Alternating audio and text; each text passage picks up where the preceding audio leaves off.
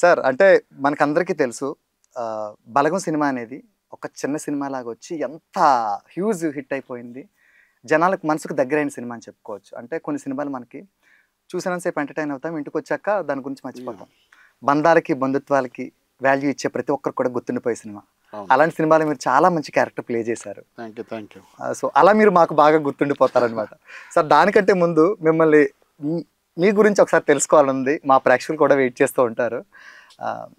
ఎక్కడి నుంచి సార్ అసలు మీరు మీ ప్రాపర్ ఎక్కడ, ఎలాగా, ఏంటి? నేను పుట్టడం గుడివాడైనా పెరిగిందంతా చీరాల. Okay sir. నాది president Chirala sir, Cheriyala sir? Chirala.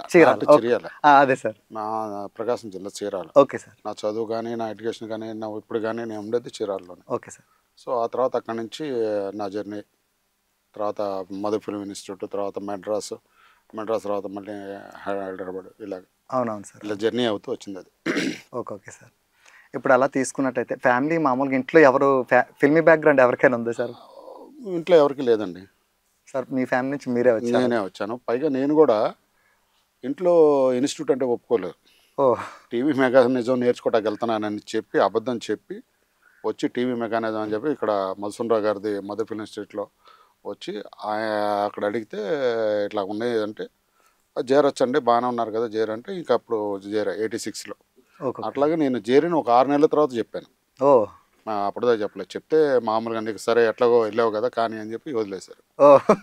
అంతే తప్ప ఇంట్లో ఫస్ట్ ఒప్పుకోరు. అప్పట్లో ఇంకా ఎక్కువ స్ట్రిక్ట్గా ఉండదు. అవును సార్, అవును. ఎందుకు కొనగాకుండా పోతారు అన్నట్టుగా వాళ్ళ ఉద్దేశం ఉండదు. బట్ ఈ రోజు ఇండస్ట్రీలో రావడానికి ఎంతో అదృష్టం ఉండాలి. అవును సార్. అప్పట్లో వద్దనుకున్న వాళ్ళు ఈరోజు వెళ్ళరా ఇండస్ట్రీలో మంచి పేరు వస్తుంది, ఫేమ్ వస్తుంది, అనుకున్నది సాధిస్తావు అన్నది ఈ రోజుల్లో. అప్పట్లో అది లేదు. అవును సార్. సో ముందు ఏమైపోతాడు అన్నది భయం ఉండేది తల్లిదండ్రులు. అవునవును సార్. అందువల్ల వాళ్ళకి చెప్పకుండా వేరే దారి ఎత్తుక్కొని అలా చెప్పేవాళ్ళం. అవునవును సార్. అలాగే చెప్పిందే నేను కూడా అట్టగా టీవీ మెకానిజం నేర్చుకుంటాకని చెప్పి అప్పట్లో టీవీలు వస్తున్నాయి. అవునవును సార్. 83 నుంచి 81 నుంచి బిగిన్ అయినాయి, కొద్దిగా వస్తున్నాయి. వాటి రిపేర్ కోసం అని వస్తే బాగుపడతాడని చెప్పినట్టు పంపించారు. అవునవును సార్. సో మనం వచ్చి దీంట్లో జాయిన్ అయ్యాం మదర్ ఫిల్మ్ యాక్టింగ్ కోర్సులో. Super sir, super. అంటే ఇప్పుడు మీకు అంటే వెనకాల బ్యాక్గ్రౌండ్ లేనప్పుడు మనం రావడం వేరే. పైగా ఏంటంటే మీరు చెప్పినట్టు ఫ్యామిలీస్లో ఫిల్మ్ ఇండస్ట్రీలోకి వస్తామంటే అసలు ఎవరు పెద్దగా ఒప్పుకోరు. పైగా అంటే చుట్టాల వైపు నుంచి కూడా ఫోర్స్ ఉంటుంది అనమాట, చెడిపోతారు ఈ టైప్ ఆఫ్ ఇది అంటూ ఉంటారు కదా. సో ఫ్యామిలీ వైపు నుంచి కాకుండా బయట చుట్టాల నుంచి కూడా మీకు చాలా ఇబ్బందులు ఎదురై ఉంటాయి. మీ పెళ్లి టైంలో కావచ్చు, ఇలాంటి టైంలో దీన్ని చాలా ఇబ్బందులు అవుతూ ఉంటాయి. చాలా అవి కూడా ఉంటాయి. పైగానేమో పండక్కి ఎవరైనా పండక్కి ఇంటికి వెళ్తున్నాం అంటే ఆనందంగా వెళ్ళేవాళ్ళు. అవును సార్. మాకు ఆనందం ఉండేది కదా.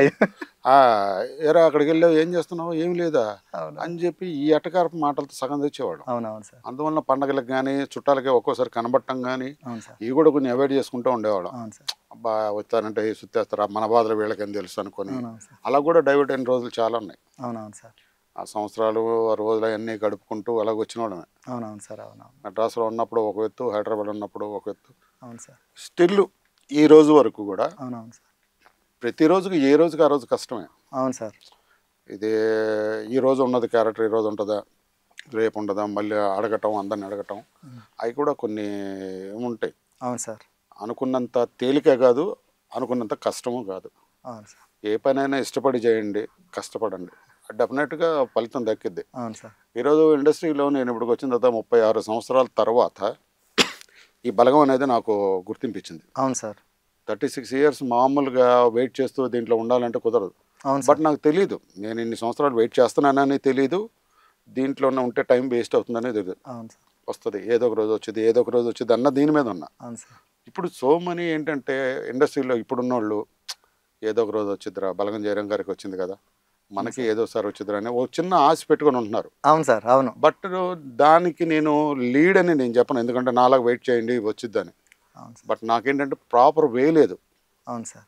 ఎవరైనా ఒక పనికి వెళ్ళానంటే నాకున్న స్తోమతకి నన్ను పనిలో పెట్టుకునేవాళ్ళు కాదు. అవును. ఇంకొకళ్ళకి దగ్గర నేను పనికి వెళ్ళటానికి నా మనసు ఒప్పకపోయినా నేను చెయ్యాలనుకున్నా కూడా అది జరిగే పని కాదు. సో అందరికీ ఫ్యామిలీలో నాకు ఇంకా నా ఫ్యామిలీ సపోర్ట్ వాళ్ళు ఉన్నారు కాబట్టి నాకు పెళ్లి కావచ్చు, లేకపోతే నా లైఫ్ లీడ్ కావచ్చు, ఇవన్నీ అయినాయి. బట్ అన్ని ఫ్యామిలీలు అలాగ ఉండవు. అవును సార్. సో అలాంటప్పుడు ఏంటంటే టైం చూసుకొని సర్టన్ వే, మనిషి ఏంటంటే నేను మంచి ఫ్యామిలీ ఉండాలి, కారు కొనుక్కోవాలి, ఇల్లు కొనుక్కోవాలి, ఫ్యామిలీ లీడ్ చేయాలి, ఇదే ఉంటాడు. అవును సార్. బట్ సినిమా ఫీల్డ్ అనేది రాలేదనుకోండి, వదిలేయండి, వన్ వే పెట్టుకోండి, ఇంకో దారి మీకు వచ్చిన దారి గట్టి వెళ్ళిపోండి, అవును సార్. అక్కడ సంపాదించుకోండి. ఎక్కడికైనా అందరి డెస్టినేషన్ ఒకటే, అవును సార్. ఇల్లు, కారు, బంగ్లా, పిల్లలు, అంతే హ్యాపీ సార్. ఒక జీవితం, కంఫర్ట్ లైఫ్. కంఫర్ట్ లైఫ్ కోరుకుంటారు. అవును సార్. అది దీనికోసం నాలాగా రోజులు వెయిట్ చేయొద్దు. అవును సార్. ఒకవేళ రాలేదనుకో, ఎందుకంటే సినిమా ఇండస్ట్రీకి నాకు తెలిసి 90% వరకు ఆర్టిస్ట్ అవుదామని వస్తారు. అవును సార్. అందరూ ఆర్టిస్ట్ అవుదామంటే క్యారెక్టర్లు ఉండవు, కాంపిటీషన్ ఉంటాయి, ఇవన్నీ ఉంటాయి. సో ఇక్కడికి వచ్చిన తర్వాత వీళ్ళందరూ డిస్పాచ్ అయిపోతారు అవును సార్. ఈ 24 క్రాఫ్ట్స్లోకి. దాంట్లో మళ్ళీ ఇంటికి అవును వెళ్తే ఏం చేయలేమా, లేకపోతే వాళ్ళు అంటారు వీళ్ళు అంటారు, అట్లా అవుతారు. అవును సార్. ఏదైనా వే మీకు నచ్చిందా ఆ వేకి వెళ్ళిపోండి. అక్కడ అవును సార్. మీరు అనుకుని ఇష్టపడి చేయండి, ప్రతి అవును పని సార్. ఇష్టపడి చేసుకోండి, అవును సార్. అప్పుడే మీరు సక్సెస్ అవుతారు. అవునవును సో సార్. ఇది నేను నేర్చుకున్న అనుభవం నాది. అవును సార్. అది బట్ ఎనీవేస్ అయితే మీరు చెప్పిన దాన్ని బట్టి నాకు ఒక విషయం అర్థమైంది సార్. అంటే మనం హార్డ్ వర్క్ చేసి వెయిట్ చేయాలి గానీ, మనం అనుకున్న దానికి ఖచ్చితంగా రీచ్ అవుతాం అన్న విషయం డెఫినెట్గా మాత్రం అర్థమైంది. డెఫినెట్గా అవును సార్.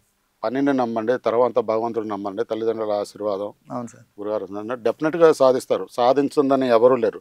ఏ తల్లిదండ్రులు కొడుకు చెడిపోవాలని కోరుకోరు. అవును సార్. భగవంతుడు ప్రతి ఓడిని అందరిని ఒకేలా చూస్తాడు. వీడు చెడిపోవాలని భగవంతుడు అనుకోడు. అవును సార్. మనకు అనుభవం బట్టి మనం వెళ్తాం. అవునవును సార్. సో పనిని నమ్ముకోండి, హార్ట్ఫుల్గా చేయండి, డెఫినెట్గా సక్సెస్ అనేది వచ్చింది. అందులో నేను తెలిసిన నమ్మకం, నాకు తెలిసిన నా పరిధిలో ఉన్నోళ్ళు కూడా అవును సార్. అవును. చేసింది అదే. అవును సార్. దాన్ని బట్టి నేను చెప్తున్నాను ప్రాక్టికల్గా. అంతే సార్.